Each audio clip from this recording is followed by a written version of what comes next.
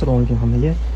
Tak, Damas avtomobiliga yangicha chiqqan Malibu bardusini qilish uchun tak kulchatilda plyus-minus bo'ladi. Bittasidan margat, bittasidan signal chaladigan qilish uchun signaliga relay qo'yiladi. Knopkaga nagizga tushmasligi uchun.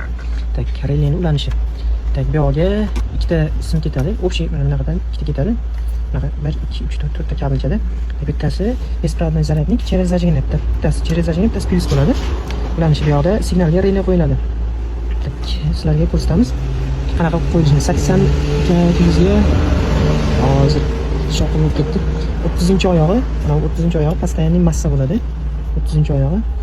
Tak, 86-oyog'i o'sha kurchatildan kelish bo'ladi. Richakka ulanadigan bo'ladi. O'sha richak bosganda signal chalish uchun 86-oyog'i richakka borib ulanadi. Bu yoqqa richakka qarab ketadi.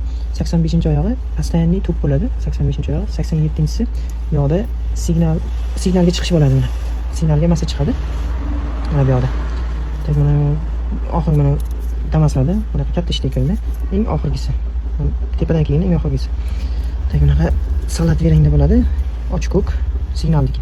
Dalniniki mana qizil bo'ladi. Dalni bitta massada ishlaydi. Dalniga hech qanaqa perdelka relay kerak emas. Knopkaga massa bo'ladi. Knopkaga bitta massa keladi, dalni oladi. Bu yoqda bitta signalga relay qo'ydik. Bo'lmasa mana shunaqa. Manfaatli video bo'ldi.